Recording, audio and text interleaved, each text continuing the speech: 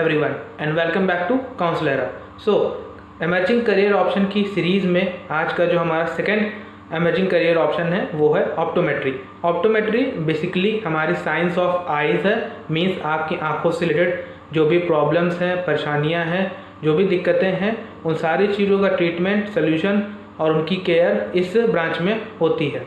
जैसा कि मैंने पहले ही बताया था कि ये करियर ऑप्शंस कुछ एमर्जिंग क्यों हैं, क्योंकि इनकी जो रिक्वायरमेंट है, जो इनका स्कोप है वो प्रेजेंट में तो है ही और आने वाले समय के साथ बढ़ता ही जा रहा है। ऑप्टोमेट्री का इतना एमर्जिंग ये क्यों है, वो इसलिए क्योंकि डेली आप एडवांस होते जा रहे हैं, दुनिया एडवांस होती जा रही है, डिजिटल प्लेटफॉर्म्स, डिजिटल डिवाइसेस का इस्तेमाल बढ़ता ही जा रहा है और जिसकी वजह से लोगों की आइज़ पे काफ़ी इफेक्ट आ रहा है, तो उन्हें आंखों से रिलेटेड प्रॉब्लम काफ़ी हो रही है। हमारा जो फर्स्ट करियर ऑप्शन है वो है ऑडियोलॉजिस्ट का। ऑडियोलॉजिस्ट बेसिकली आपके हियरिंग और ईयर से रिलेटेड प्रॉब्लम से डील करता है। आपको सुनने में कोई परेशानी हो, कम सुनाई देता हो या फिर कोई आवाज़ आपको कॉन्स्टेंटली कानों में बजती रहती है, इन सारी परेशानियों से जो डील करते हैं डॉक्टर, जो प्रोफेशनल होते हैं, वो ऑडियोलॉजिस्ट कहलाते हैं।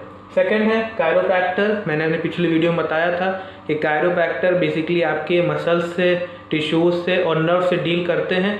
सो आइज़ के पास जितनी भी नर्व्स हैं, मसल्स हैं, जो ये सारे एरियाज़ में हैं, ऐसे एरियाज़ में हैं, तो उनसे जो डील करता है वो कायरोप्रैक्टर होता है। बिकॉज अगर आपकी आंखों की मसल्स भी अगर कमज़ोर रहती हैं तो उससे आपके विजुअल में काफ़ी इफेक्ट आता है। थर्ड है आपका थैलेमिक लैब टेक्नीशियन। इनका काम होता है जितनी भी मशीन्स आइज़ की प्रॉब्लम्स को डिटेक्ट करने में यूज़ होती हैं, जितने भी डिवाइसेस हैं, मशीन्स हैं, इक्विपमेंट्स हैं, उन सारी मशीन्स को अप टू डेट रखना, उनकी केयर करना, लेंसेज हैं, इक्विपमेंट्स हैं, इन सारी चीज़ों को अप टू डेट रखना, केयर करना लैब टेक्नीशियन का काम है। इसमें इंजीनियर्स भी होते हैं, कुछ टेक्नीशियंस भी होते हैं, असिस्टेंट्स भी होते हैं।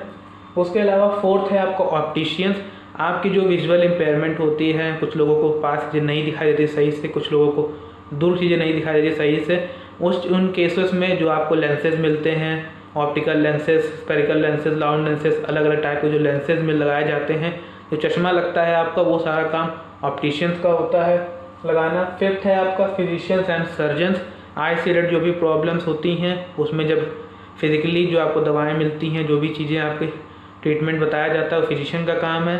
उसके अलावा कुछ आइज़ में प्रॉब्लम ज़्यादा होने के बाद, जैसे कैटरैक्ट की प्रॉब्लम है और भी बहुत सारी प्रॉब्लम्स होती हैं, तो उसमें सर्जरी जहाँ करनी पड़ती है वो काम सर्जन्स का है।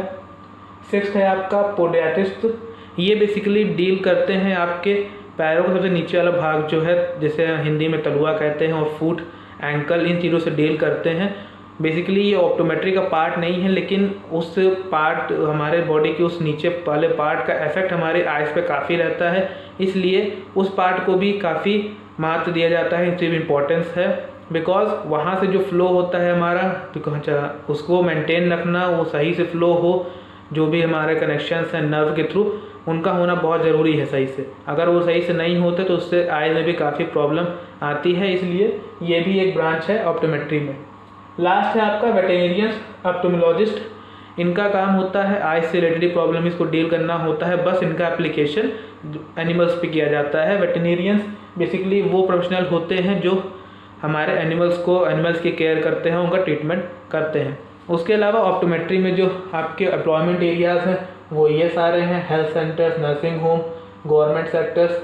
हेल्थ सेंटर्स में चले भी हॉस्पिटल्स हैं, क्लिनिक्स हैं, सारी चीज़ें आती हैं, और नर्सिंग होम्स जहाँ पर आपको ट्रीटमेंट दिया जाता है, डॉक्टर्स होते हैं। गवर्नमेंट सेक्टर्स में भी वही वैसी चीज़ें हैं, डॉक्टर्स की रिक्वायरमेंट।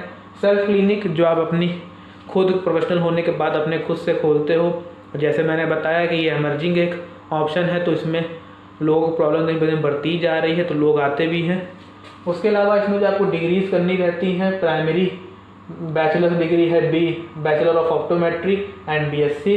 सेकेंडरी डिग्री है MS, MPhil, PhD, OD, masters in optometry and MSc। ये डिग्रीज़ हैं जिसके करने के बाद आप एक प्रोफेशनल ऑप्टोमेट्रिस्ट बन जाते हो। सो ये था सारी डिटेल्स आपकी ऑप्टोमेट्री के बारे में। आप क्लास 10th के बाद, क्लास 12th के बाद इस कोर्स को भी ऑप्ट कर सकते हो। जैसा कि मैंने बताया कि ये एमर्जिंग है, जनरली लोग उन्हीं कोर्सेज को ऑप्ट करते हैं जिनसे उनकी अच्छी इनकम हो, फ्यूचर में एक स्टेबल लाइफस्टाइल मिले। सो ये कोर्स एमर्जिंग होने की वजह से डेली इसमें जैसे जैसे टेक्नोलॉजी एडवांस होती जा रही है, लोग डिजिटली काम ज़्यादा कर रहे हैं, मोबाइल का यूज़ कर रहे हैं, लैपटॉप का यूज़ कर रहे हैं, इतना बिजी शेड्यूल है, उनका हेक्टिक शेड्यूल है कि वो अपनी फिजिकल फिटनेस पे ध्यान नहीं दे पा रहे हैं और उन्हें काफ़ी प्रॉब्लम्स हो रही है। आने वाले समय के साथ इन प्रॉब्लम्स में और भी इंक्रीमेंट होती रहेगी, बिकॉज अभी हमारे पास कोई ऐसे सोल्यूशंस नहीं है जिससे हम अपने वर्क को करते करते अपनी फिटनेस को बहुत ज़्यादा अच्छा रख पाएँ। हम इस समय काफ़ी मजबूर हैं इस चीज़ों के लिए कि हमें अपने सारे काम लैपटॉप और डिवाइसेस के थ्रू करने पड़ते हैं, जो हमारी आँखों के लिए हार्मफुल तो हैं, बट बिना उनके यूज़ के हमारी लिविंग चल भी नहीं रही है। सो ये था हमारा emerging career option number 2, optometry. और भी एमर्जिंग ऑप्शन को देखने के लिए वीडियोस को देखते रहें। अगर ये वीडियो आपको काम की लगी हो तो प्लीज़ शेयर करें, लाइक करें, सब्सक्राइब करें। Thank you and stay tuned.